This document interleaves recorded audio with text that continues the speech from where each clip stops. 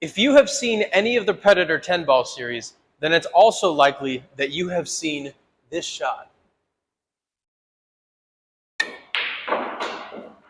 In the Predator 10 ball series, players race to 2 sets of 4. And if one player wins one set and the other player wins the other set, they go to a shootout. And this is the shot they shoot in that shootout. The 10 ball is not spotted on the spot, it's spotted below the spot where it rests in the rack. Players alternate left and right, shooting 2 shots from the right and 2 shots on the left from behind the head string. If players are even on the shots they make after these 4 shots, then the cue ball is placed behind the first diamond. Now, because of the way this has been designed, players have generally shot the shot in 2 ways. Well, wait, Nate, why wouldn't everyone just shoot it from here with a half ball hit and always make it like a spot shot? Let me show you why. I'll put a medium speed hit on this with a cue ball sliding at impact to reduce any throw. This is usually the easiest way, I think, to hit a spot shot. Watch the cue ball. You see how close this gets to the corner pocket? It's really easy to scratch here with that shot.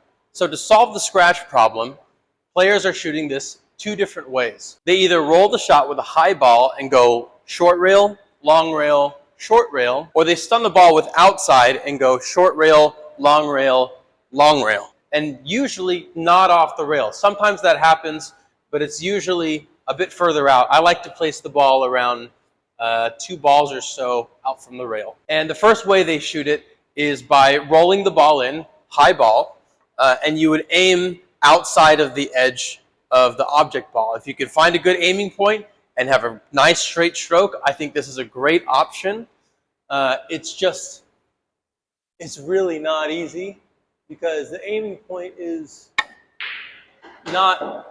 it's not very clear. Maybe you'd use an aiming system or sighting with the side of your shaft or something like that. If you're consistent with that, cool. If you're rolling it in, you get a little bit of cut-induced throw, and you're not really aiming at a really specific spot on the ball because it's harder to see. The other way the pros have been shooting this shot is with low outside.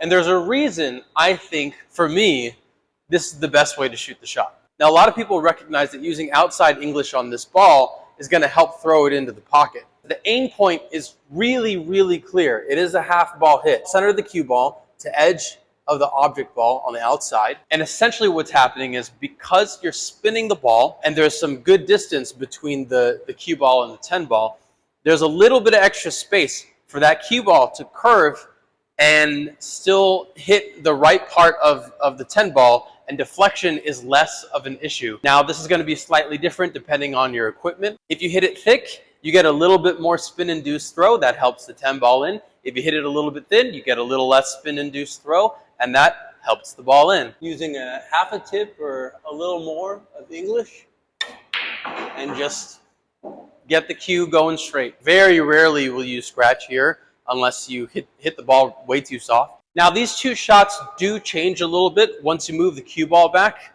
When you move the cue ball back, if you keep the same angle, this cue ball gets pretty close to the rail, not crazy close, but pretty close to the rail. But you can still cue decently comfortably, and you can still cue with a high ball for that first way of shooting this shot. And this is also why I prefer to shoot this with stunning outside. I can move the cue ball out away from the rail a little bit, and here's why.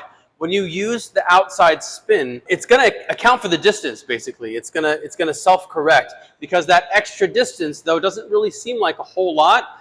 It's going to start curving a little bit and should hit the sweeter spot of this 10 ball to get it tracking towards the corner pocket without you having to change any of your form. You hit it exactly the same as you would, even though it's technically a thicker hit. Because there's more distance, that ball still goes in. Now, I'm not saying there's one right way and one wrong way to shoot these shots. It's still a difficult shot. You still got to have good fundamentals, good alignment, etc. But for me, I think that is the most successful way to shoot this shot. Let's see if I can't string a few of these together.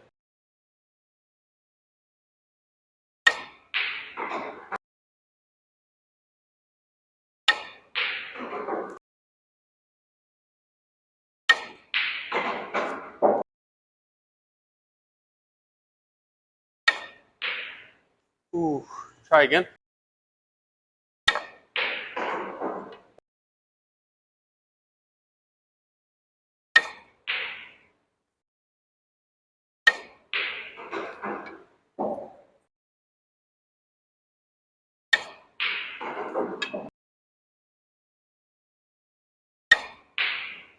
Oof.